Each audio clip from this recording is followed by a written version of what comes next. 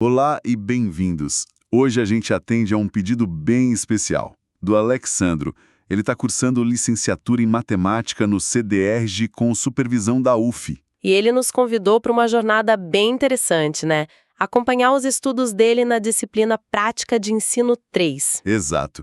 E o material que ele compartilhou com a gente é a aula 02 da professora Heloísa da Silva Gomes de Oliveira. O tema é fascinante: Paradigmas da avaliação. É um tema denso e a nossa missão aqui é tentar entender as regras meio invisíveis do jogo da avaliação na escola. Isso. Vamos começar pelo modelo que, quer a gente perceba ou não, ainda domina a maioria das salas de aula: o paradigma objetivista. Perfeito. E antes de sair falando de prova, de nota, de Enem, o material nos força a dar um passo para trás e fazer uma pergunta assim muito mais fundamental. Que é, Porque a gente avalia do jeito que a gente avalia. E a resposta está toda nessa palavra: paradigma. certo. Vamos destrinchar isso então.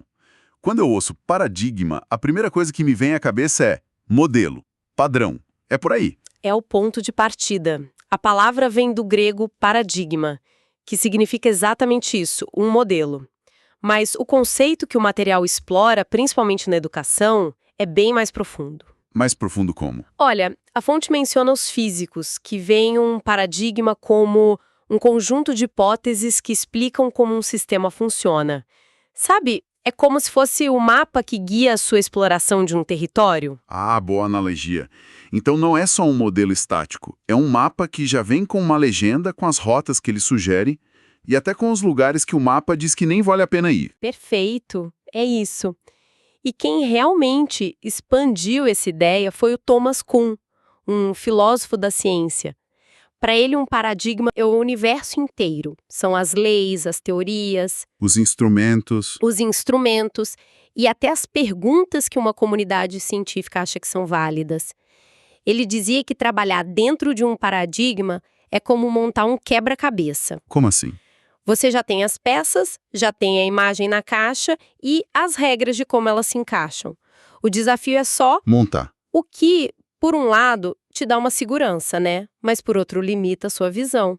Você não vai nem tentar encaixar uma peça que não veio na caixa. Exatamente. O paradigma define o que é ciência ou, no nosso caso, o que é uma boa avaliação. E isso se conecta de um jeito perfeito com uma reflexão que o próprio Alexandro compartilhou com a gente. Sim, eu achei ótima a visão dele. Ele diz que o paradigma é uma combinação de atividades e circunstâncias. Explica melhor isso.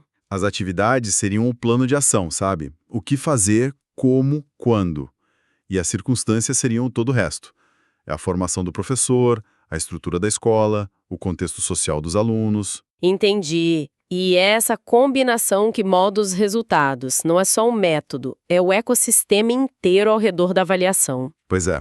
E por isso a fonte reforça que, para um futuro professor, é vital ter consciência da sua filiação paradigmática. Aham, Suas crenças sobre o que é ensinar e aprender precisam estar alinhadas com o jeito que você avalia.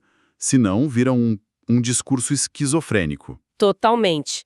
Seria como um técnico de futebol que passa a semana inteira falando de ataque, mas no dia do jogo escala o time com 11 zagueiros. A prática desmente o discurso. Exato. E o material da professora Heloísa aponta que, nesse campo, existem dois grandes times disputando a partida: o paradigma objetivista e o subjetivista. E hoje o nosso foco é no capitão do time que está ganhando há décadas, né?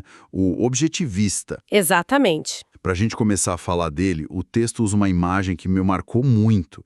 Diz que o fato de alguém ter passado por uma cirurgia não o torna um cirurgião. Sim. E, da mesma forma, o fato da gente ter sido avaliado a vida inteira não nos torna automaticamente aptos a avaliar. É uma provocação poderosa, porque desconstrói essa ideia de que avaliar é algo intuitivo, simples. Não é. É uma tarefa de uma complexidade enorme. E a proposta do paradigma objetivista, historicamente, foi tentar domar essa complexidade toda. Isso. E como ele tentou fazer isso? Imagino que a resposta esteja no nome. Objetivista. A ideia era tirar o achismo da equação. Deixar a coisa toda mais científica, com números, dados. Exatamente essa é a promessa. A primeira associação que o texto faz é direta. A avaliação é igual à medida. É quantificar o conhecimento. Medir? Ok. E essa obsessão por medir tudo não surgiu do nada, sabe? Ela tem raízes filosóficas bem profundas, lá no positivismo de Auguste Comte, do século XIX, e na sua versão mais moderna, o positivismo lógico. E qual era a máxima deles? Basicamente, se não pode ser medido e observado com rigor, não é um conhecimento confiável. Entendi. A régua se torna a rainha do processo. E na sala de aula? Isso se traduz em quê? Testes padronizados, provas de múltipla escolha? Principalmente, o foco vai todo para a construção de instrumentos de avaliação que sejam, acima de tudo, fidedignos e precisos. A meta é criar uma ferramenta tão bem calibrada que o resultado seja o mesmo, não importa quem aplique. Ah, então a subjetividade do avaliador é vista como um ruído, uma distorção a ser eliminada. Ok, então a busca é pela objetividade. Mas o material vai além. Ele usa um termo que eu tive que ler 2 vezes. Reificação. O que isso significa nesse contexto? Essa é a chave para entender a mentalidade objetivista. Reificar é o processo de transformar um conceito abstrato, uma ideia, em uma coisa. Uma coisa. É algo concreto, palpável, que existe no mundo real de forma... Independente. Peraí, me ajuda a entender melhor. Então não é só sobre ser justo ou imparcial. É sobre acreditar que o conhecimento de um aluno é um objeto quase físico, como uma pedra, que você pode pegar, colocar numa balança e dizer: isto aqui pesa 7,5. É exatamente essa mentalidade. O material dá um exemplo histórico fantástico para ilustrar isso. Qual? Eram céticos sobre a teoria atômica. E o motivo era simples. Ninguém conseguia ver um átomo. Se não dava para ver, não era real. Para ele, se não era diretamente observável e mensurável, sua existência como coisa real era questionável. O átomo ainda não tinha sido devidamente reificado. Uau! Isso muda tudo.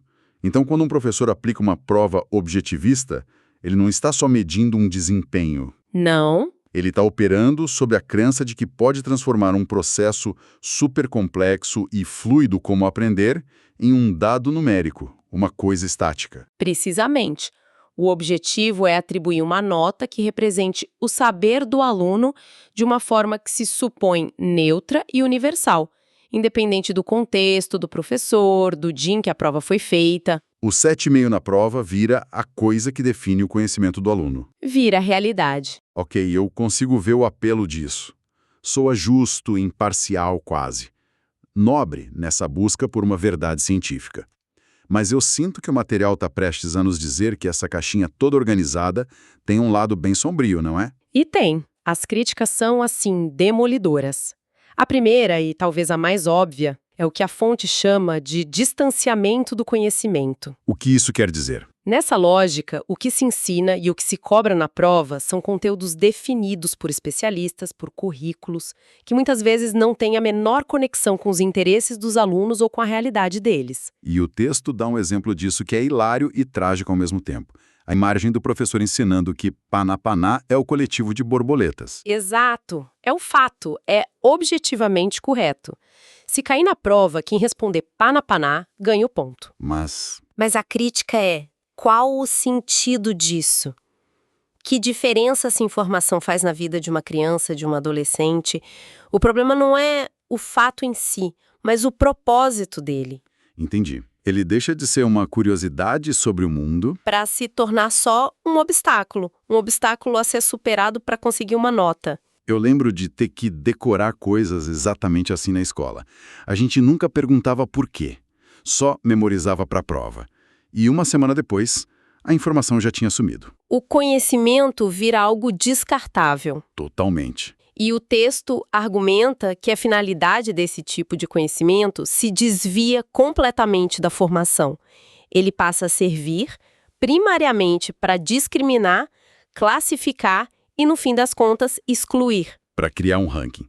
Para dizer quem passa no vestibular e quem não passa. Exato. O que nos leva à segunda crítica que me pareceu ainda mais profunda. O material fala em um processo de alienação. É uma palavra muito forte. Como uma prova pode alienar alguém? Ao focar só em produtos que podem ser medidos, a prova, o relatório, o gabarito, o sistema valoriza um desempenho que pode ser totalmente vazio de significado. Como assim vazio? O aluno aprende a jogar o jogo, sabe? Ele memoriza a resposta certa para a pergunta que ele espera, mas isso não o torna mais consciente ou crítico em relação ao mundo. Ele aprende a resposta, mas não aprende a fazer as perguntas importantes. Perfeito. É aí que a fonte traz o educador Paulo Freire e o conceito dele de intransitividade da consciência. O que seria isso? É um estado em que a pessoa pode até ter um enorme sucesso escolar, gabaritar prosas, mas se torna um espectador